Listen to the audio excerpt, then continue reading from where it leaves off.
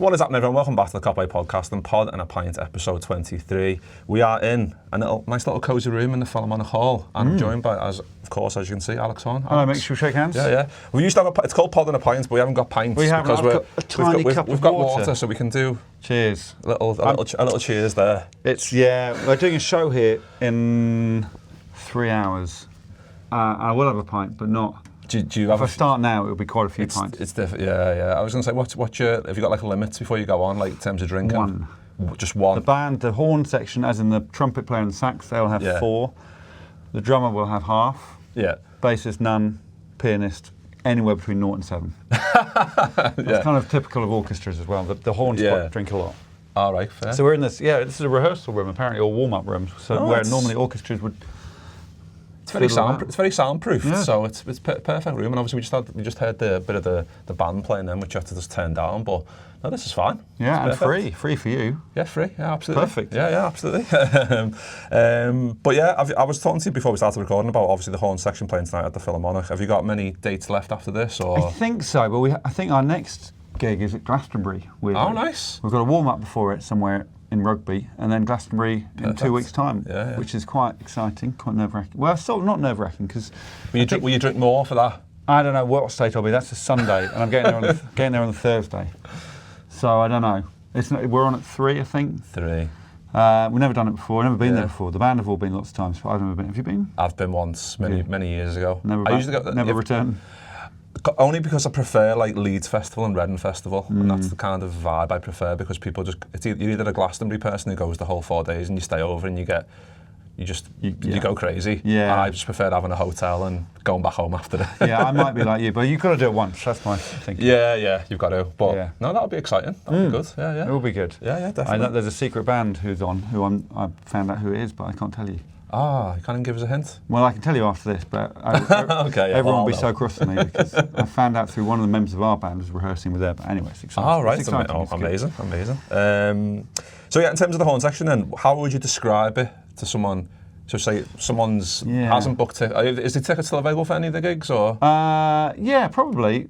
How would you describe it to them if you're trying to convince someone to come? Yeah, I mean, if you have not seen this before, I would look us up because it's quite an acquired taste. It's quite odd, but it's a laugh.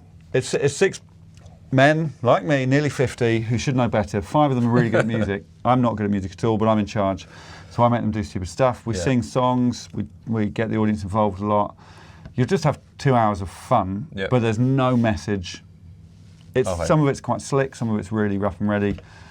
It's quite cheap. Yeah. 30 quid, there's 6 of us. As concerts go. Yeah, it's pretty good. Yeah. But yeah, it's just a laugh. There's some really good songs. It's funny, I think. But we've been playing together for 15 years, and I've known the band since I was a kid. You've got mates with them all, aren't you? Yeah. No, I quite like gigs. I mean, obviously, if you're like a superstar and you're like, say, Beyonce or like Justin Timberlake or whatever, it's got to be polished, hasn't it? Yeah. It's got to be completely. But I quite like going to see stuff like the Horne Section where it can be different. Yeah. Like gig by gig. I think that's. Well, I'm really keen that the audience can see that the band are having a good time because it's comedy. So if they're bored, then everyone can tell. So we make sure it's different every night. There's a structure which is the same, but there's a load of different stuff every night. So, which means sometimes it's better than others, but it's always different and fun. Definitely exciting. We're going to talk about Taskmaster and Liverpool. We are going to talk about Liverpool eventually. Yeah, we should. But I had an opening question, and it's kind of Liverpool related, or it's German players related, because Liverpool, I don't know if you've seen on your way up. I saw the news. Florian Wirtz is on the brink of signing. I think is he not actually signed yet? I think it's been agreed. But you're not relaxed yet. I'm relaxed now. Okay, you are. Now that it's been agreed, I am. But I think once we get the confirmation from the club and stuff, that's when you can go. Right, now it's done. Right. We need the little video. We need the video. We need them to see them at the access. Yeah, especially now that Trent, we've seen that. The other side of it. Exactly. But someone asked, because we're signing a German gem, who are the greatest, or who's the best German player that you've seen over the years? Best German player? That's a good question, isn't it? I mean, I saw Klinsmann at Tottenham. Yeah. My dad's a big Tottenham fan. And I liked that he had a personality, the whole diving. Yeah, great celebration though. Yeah. I guess Dietmar. Yeah. Hamann. Yeah. his goal. I saw his goal again recently. The goal, I think it won the Premier League goal of the season. Portsmouth. Yeah. Yeah, volley, edge of the box. But I never quite. I don't know what I feel about her, man. It's a weird one, isn't it? He's not my favourite, but you know, he's done some good stuff. Yeah, I think when you look at Liverpool, when you Google Liverpool German players, it's very underwhelming, shall we say? Because I think Marcus Babel's probably pick of the bunch. There's Emre Can, who was a bit hit and miss. Obviously, there's Loris Karius. But then like most of them just didn't set the world alight by any means. Can had he scored incredible goals and did better after he left. Really. Yeah. I'm sorry I said a Tottenham player before a Liverpool player. No, but I mean, I think that's just of indication that Liverpool haven't signed very many good German players. But it wasn't Liverpool players. It was any German players that you've seen that you really enjoyed watching. Yeah, he was funny. I think he always looked about 50. Or he looked a bit like Rod Stewart in my head. Yeah. No, this should be. I mean, I did get messages today from a couple of Chelsea fans I know saying he looks like a quality player, and you don't need any more quality players, is what they said. And I did do the YouTube thing where obviously you just see his highlights. So obviously it looks incredible. Looks good. Yeah. But what they should show is like all his worst moments as well. So you can compare them, because I'm sure everyone's got good in them and bad in them. But he's exciting to watch. Definitely. I saw someone, I think it was some sad Man United fan, was posting what you basically said there, like some of the bad stuff that he's done, and it wasn't bad. Oh, that's good. I think that's a good indication that he's very good if his bad stuff's still pretty good. And also the price tag. I mean, it kind of reassures me, because we should spend some good money at some point. Yeah. And we've been pretty good with money, it feels, from the outside. Yeah. Definitely. And hopefully, I don't know, everyone says, can you justify that much money? But that's what people cost, I suppose. Exactly, that's it, isn't it? Well, that's exciting. Well, we'll get a bit more into Liverpool in a bit. I want to talk about Taskmaster a little bit because, as you know, I am a super fan. And this series, if you haven't watched it yet, then I encourage you to do so. But some of the people on there, like Jason Mantzoukas, because I came to see one, I think it was episode 5, I came down to see him in the studio. And when Jason Mantzoukas walked out, I remember thinking, this is unbelievable. He's quite Hollywood, isn't he? He's got a real something. Yeah, it's funny. So this is series 19, and each time you're thinking, they're not all the same. Some people prefer some to others, etc. But this one seems to have gone down really, really well. Sometimes when we're doing it, we think, I quite like it. But the chemistry between the 5 has been really good. Definitely. And I think Jason helps that, because he's in Brooklyn Nine-Nine. He's in lots of things you'll have seen. You might not know his name, but you'll know his face. Definitely.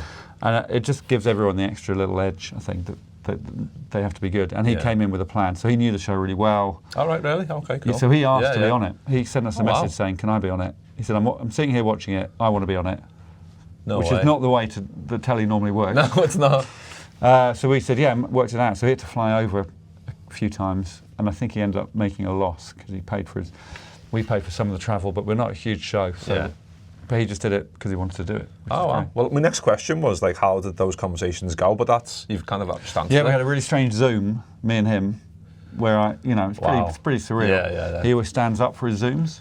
He's exactly as you'd imagine. Yeah, he's pretty wild and sort of kind of, Hollywood energy. And I was trying to play it cool. It's kind of easier over Zoom. Yeah. And I was saying, I think you'll have a good time, Jason. Yeah. I know what you mean. Because if someone that you know of and they've been in stuff in Hollywood and different stuff, then if you see them in person, it's a little bit different than on a screen, because you can convince yourself that it's not real in a way. You can just be like, I'm just talking to Jason Mantzoukas, but but he was quite reassuring. That I always say the famous people I've met, they're all just people. And he's exactly the same. We had him by himself. He didn't come with an agent or a publicist or anything. It was just Jason. And he was really nice and normal and threw himself into everything and was nice to the crew. So it's good. It was encouraging. No. I think his energy as well is, because from this that you mentioned, Brooklyn Nine-Nine, he's the perfect, like, without seeing that character. If someone said to me, "They've got this character for Brooklyn Nine-Nine, it's this and this," you'd be like, "Yeah, Jason Mantzoukas that." And he just fits that like a glove. And I didn't ever think he'd be on the show. But now that he's on there, I'm like, this is like, because the carnage, he enjoys the carnage, and he invites it in, which I think is good for the show. Well, pride ourselves that people wouldn't be able to predict the cast each time. I don't think you'd predict Jason. Well, that's definitely unpredictable. Yeah, I also think you might know him more than I do, because I think you're more of a comedy fan than me. No, I know him mostly from Brooklyn Nine-Nine. I am, as much as a Taskmaster fan, I'm a Brooklyn Nine-Nine massive fan. So good. when he walked out, I was like, oh my God, Jason Mantzoukas. Because I was more like, oh, he's the boyfriend of that person. He wears a leather jacket. Because I know it a bit, but I'm not. I don't know any of their name. Yeah, so when he walked out, I was like, I think we first thought, wow, it's Pimento. That's his name, Brooklyn Nine-Nine. I was like, it's crazy with Pimento. No, Jason Mantzoukas. But what's your favourite bit of like the task so far this season? Because I've spoken to you a few times now. Obviously, usually this is the first one we've done in person, which is really good. But we usually do them over like StreamYard or Zoom or whatever. But I really enjoyed the task where you get pushed to the forefront. I've always loved those ones, like the ones where you have to score a goal, or and this one where he makes you become ruthless. Yeah, he makes you be like I was very uncomfortable about that. No, but I really enjoy those ones where you get pushed into the forefront, and as a result of their words, like trying to like coerce you and stuff like that. But so that wouldn't be your favourite one then? No, so those ones I'm suddenly. You know, I always forget, these comedians don't know what's happening. They're walking through the room, they don't know what's going to be in there, they don't know what's in the envelope. Whereas this time, I didn't know what they were going to do, so I was the other side of it. Yeah, exactly. And Jason made me badly treat a female member of staff, and I thought, this is on the edge of acceptable, because we're laughing at this horrible person. But I think we get away with it because hopefully it's out of character, and that's the joke of it, and I'm uncomfortable doing it. That's it, yeah. But I was thinking, is this fine? Is this... Of course. No, I like the ones where I like the one, I think it's maybe episode 1, they had to be the least annoying person around the campfire. Oh my God, yeah. And I mean, Matthew Bainton for me they're all brilliant. They're all really different, but I hadn't quite realised how good he is. He's great. Off script. He's so physically funny, but he's, and he's one of these people who can do everything. He can sing songs, and he can act, and he can be good at sport. And so he's made me laugh a lot. But I also think, Fatih, Rosie and Stevie, they're so different from each other. Yeah. That's why it works, and each of them are really funny, but in a completely different way. Yeah, I think the Fatih and Greg, that dynamic, because obviously I went into the series seeing episode 5, obviously before it was aired, and I think one of the first conversations between them two was quite like sharp, and I was like, oh, there's been 4 episodes here of where they've been having a go at each other, and obviously as the series unfolds, you kind of see that as well. Well, it's really strange for the studio audience because there's already some in-jokes between, by episode 5. By episode 10, we've got a whole series behind us, which the viewers at home will have seen, but the viewers in the room wouldn't have a clue. Exactly. So sometimes we have to sort of say, just so you know, this has happened before, so it doesn't seem too weird. Although we don't really worry about it too much, but there's an undercurrent. We just have to rely on. It's odd and telly. The studio audience are kind of the least important people. Yeah. But you're also the most important people in terms of the atmosphere for the show. So it's it's a funny balance. Yeah, definitely. And was the one you were talking about? Was that the one where he says everybody, and that takes him over the edge of the 100 words? I like it when things like that happen because we try to make it as real as possible. And which means sometimes there is a little tragedy, like Joe Wilkinson with the potato back in the day. And I think Matt was disqualified harshly, but that's what we have to do. No. Viewers will complain otherwise. No, you've got to. I love the way Greg just sticks by the book. And I think in that one, in the episode I seen as well in the studio, there was a bit of, I don't know if I should bring this up, but like Greg, somehow it latched onto was it your uncle or something like that? One of your family members? Joke. I don't think it made the edit at all. It didn't make the edit. I was waiting for it, but it didn't make it. All the stuff that never makes the edit. It's normally. But it was really funny. Yeah, it's normally personal stuff. Yeah. Where whoever is the victim of it thinks this is not worth my family falling apart. So I think one of my uncles. I can't remember the basis of it at all. I mean, so much gets said. The records are 2.5 hours, cut down to 45 minutes. So a lot's got to go. You're cutting out a lot of gem stuff, but you need to do it, don't you?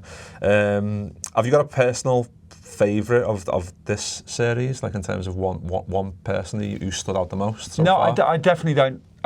Partly because I'm worried that people will see it. The contestants will see it. But I really what I'd say about each of them, I didn't know Fatih at all. She was recommended a lot by the band. Actually, they've gigged with her lots before, and so it's odd when normally I know the people a bit. Didn't know her at all. And I really enjoyed spending 6 days with her out doing the tasks, getting to know her, because she's got, a character, and then there's the real Fatih, and hopefully we see both sides of the show. Stevie I knew pretty well. She's in the Horne Section sitcom as well. She's just a delight. Rosie, I knew Chris and didn't know her husband, so I didn't know her. And she is multi-talented. I mean, I said that about Matt, but she's the same. She's sort of all singing, all dancing, but also a mum and has that energy. And so she brings a lot to it. So yeah, I don't have a favourite. Yeah, well, I mean, Rosie, when she's done the singing task, her singing voice is she's really good. Incredible. So she was like a blue coat or whatever those things are. Oh, right, yeah. At Butland. So she's had lots of experience. And yeah, she's great. No, Fatia, I think I said to you this before, you go in knowing, maybe you don't know everyone sometimes, but you go in hoping to see this person more, and you come out loving someone else a bit more. And Fatia was someone that's probably similar to you, where didn't know loads about her, but her character and her like quick quips are just really enjoyable to watch, aren't they? Yeah, I think she's, she will be big because she's also, she's in an unusual position, being Muslim woman who's lived through a lot of abuse as well. Being that person, she's in her 40s. I think she's okay. People knowing her age. And she's lived a life, so she's actually got a really thick skin, and I know it's great. Quite often, not everyone hears from that side of the story. So she's great. No, definitely. Let's talk about the Reds a little bit then. Yes. At Liverpool. Just more generally, like Liverpool have won the Premier League at the first attempt from Arne Slot. What have you made of that? It's just been.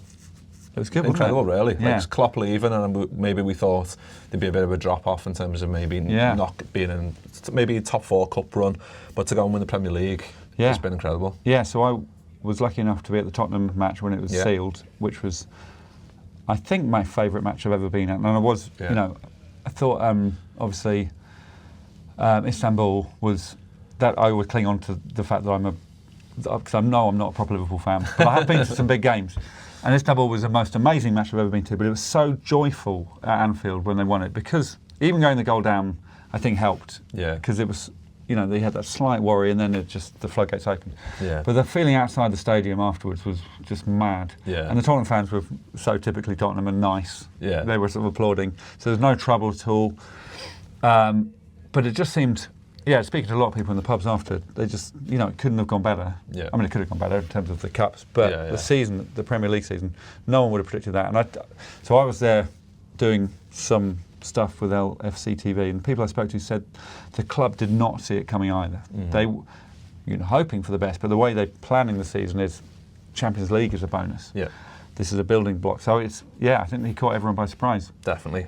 I think it's a testament to how good Arne Slot is as well, because we only made one signing and he's gone and won the Premier League. So the fact that now we've got Frimpong, Florian Wirtz is hopefully coming soon. There's talk about Kirkes from Bournemouth as a left back option. So there's plenty of options, but it's exciting to see what Slot will do next with players that he wants, really, in essence. So I spoke to, without name dropping, but I'm going to name drop now. Yeah, do it. I was at the Carabao Cup final the day before at Wembley doing some stuff with Jay Spearing and Neil Mellor, who were really nice, by the way. Good fellas, I really like both of them. Yeah. But they were saying what they noticed. And actually, we had David James on the New Year special, and they all said the same thing, that Slot's training methods were so much more intense and thought through than Klopp. Like Klopp obviously changed the club forever.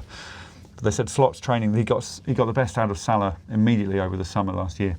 And now he's going to have another summer with the squad and with his new players. So it's, I'm always pessimistic at the start of the season and think it can't be as good as that again. But we didn't start amazingly. Like the first game we scraped through, it felt like. And the first half we had to make a few subs and we got over the line eventually. Yeah. But it was, because it's always hard, isn't it? Because when a new manager comes in, you don't know how quick it's going to click. But I think because we didn't make that many signings, probably that was easier in the long term, because the consistency was and the cohesion was probably already there. Ready. And I do think Virgil and Salah staying is huge. Huge. And maybe Trent going. I don't really want to talk about Trent. No, I was sad he left, but there was so much instability there, and hopefully we haven't got that hanging over this season. I think that was a massive thing, because we didn't know for basically 70% of the season. We didn't know. All three of them. We didn't know what was going to happen. And the club didn't either, it seemed, from what I gathered. They were saying, no, we don't know. We don't know. So to have that kind of secured, at least 2 of them for next season and for a couple of seasons is massive. It's a shame it's not more than 2, isn't it? It is. You think, yeah. Not do 3 or 7? yeah, exactly. Yeah, I've asked you this one before. So this is like a Taskmaster Liverpool kind of one, right, linked. And I've been asked to ask this one again because it's a new set of players and a new manager. Yeah. If you could have a 5-star panel yeah. on Taskmaster, current LFC players, who would you have and why? Okay, I'll have Harvey Elliott.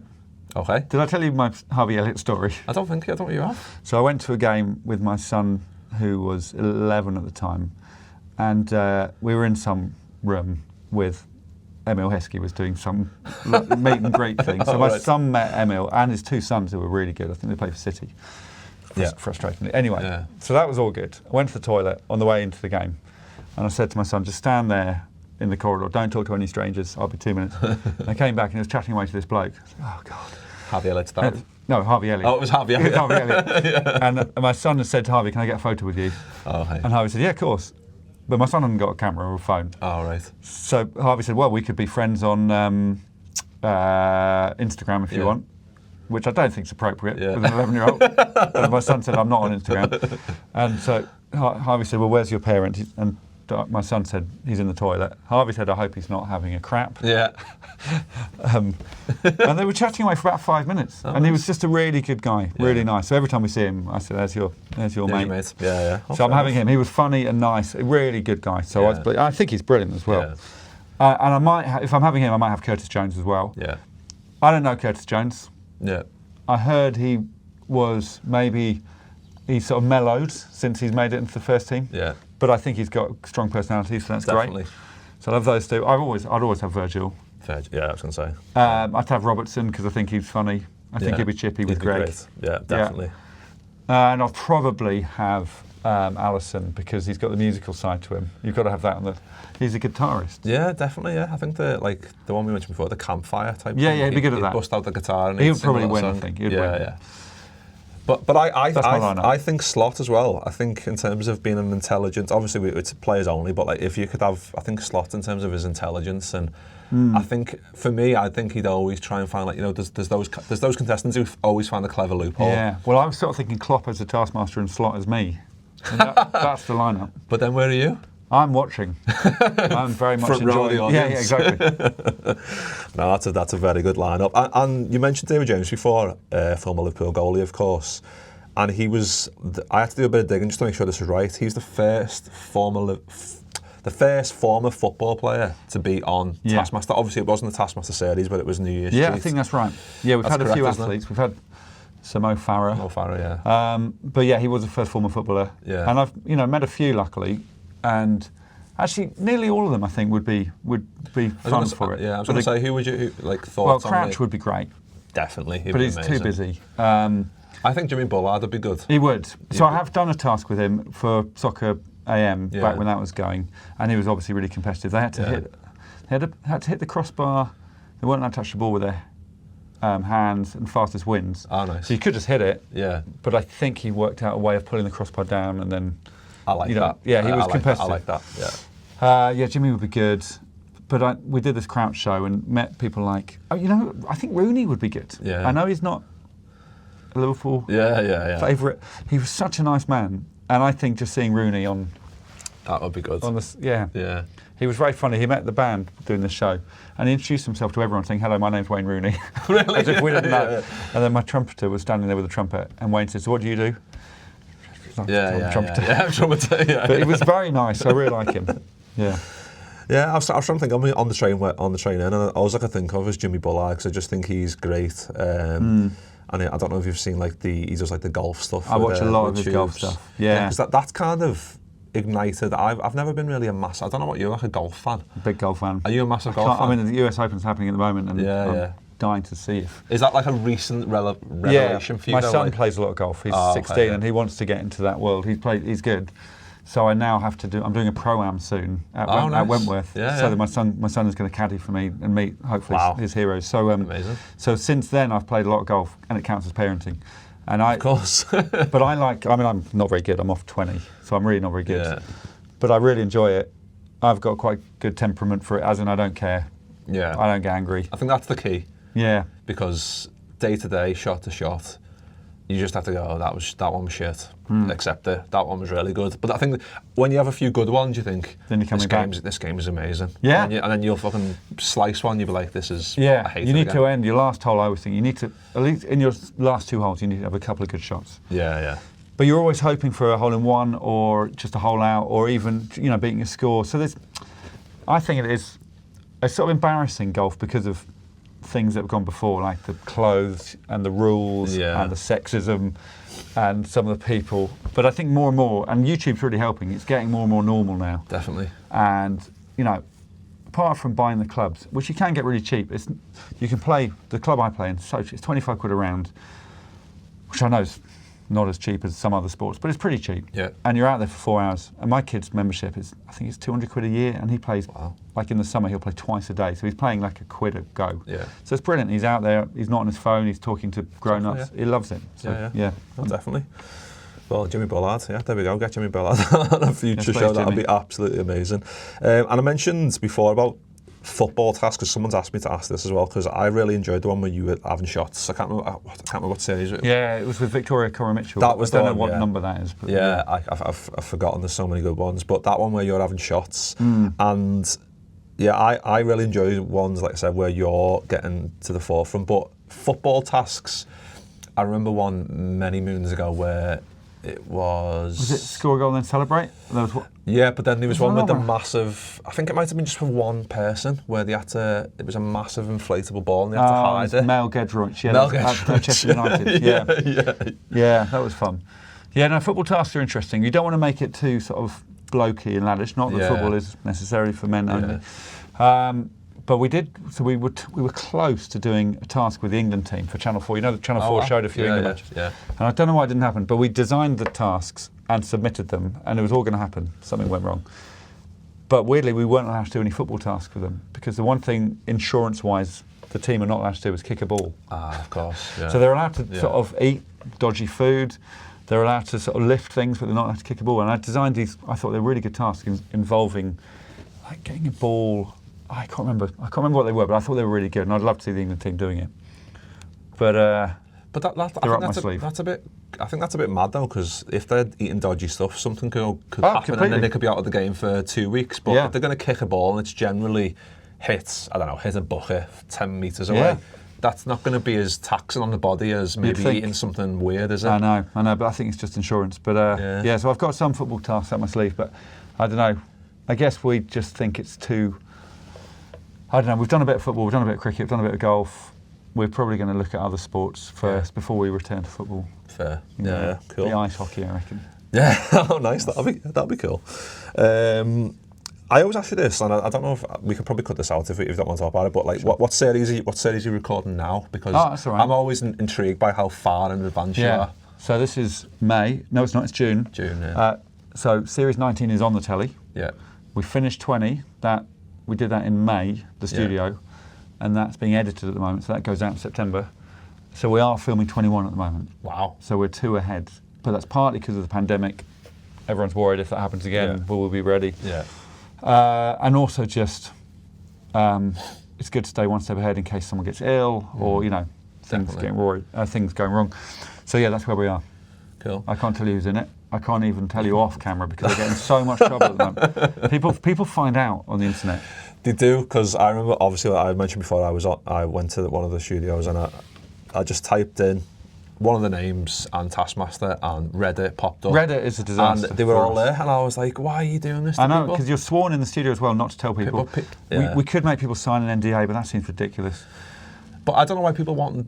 I understand, like, because my missus, Kate, she likes stuff getting ruined. Right. So she wants to know the end of stuff before she gets to it. That's classic. So I get that, but I'm a person who's like, I don't want to know because I want to go in. If I'm if I'm going to see episode 8, I don't want to go on Reddit and see someone's ruined on episode 1 and it's ruined for me. Well, also because they could probably say who wins the whole thing, and some people exactly. Like, if they've seen episode 10. I mean, I don't look at Reddit because I know I'll find bad stuff there. Yeah.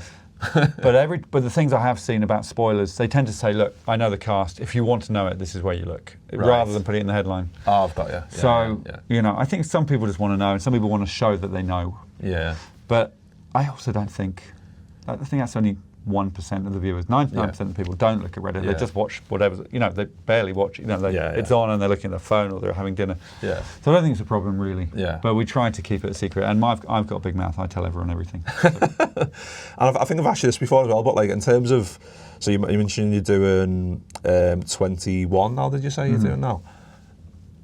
How have you got a target in mind? Like how many you want to do? We haven't, and we also don't know what we're doing next. We don't know. We haven't got a rolling contract, so we're so just year to year. Pretty much. I mean, there'll be a new contract at some point. Fingers crossed. But no, there's no target. Greg and I have always said as long as we're enjoying it, of course, then we'll carry on. I guess also as long as the audience are enjoying it. Yeah.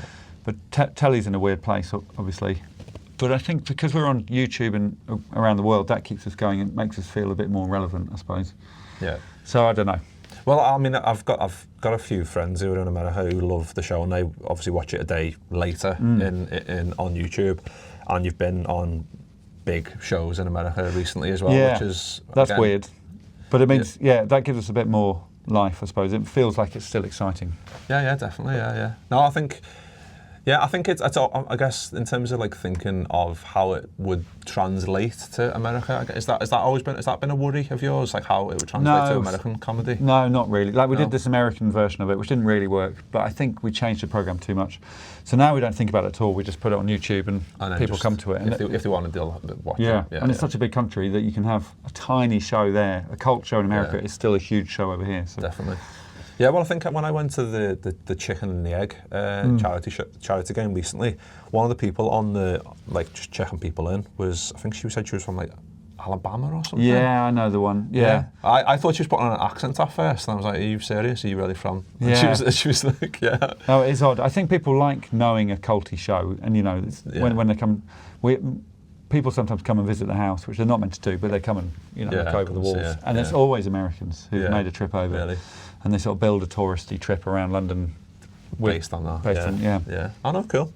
All right, Alex, well, I could talk to you all day, but I am conscious that you have got to start practicing for tonight's gig. And like I said before, if Taskmaster is one of my favourites, so if you aren't watching it for some weird reason, then I would urge you to go and do that because it is absolutely one of my favourites. Thanks, Nick. But yeah. Alex Horne, absolute legend, absolute pleasure. That was episode 22 of Pod and a Pint. Thanks for watching or listening. Subscribe and like the video if you like the video. And we'll see you on the next one. Yes, and if you're a Taskmaster fan who's never seen this podcast, the same goes. Yeah, there you go. This is a very good podcast. Yeah. Signed, sealed and delivered by Alex Horne. There you go. Nice one. See you on the next one. Ta-ra.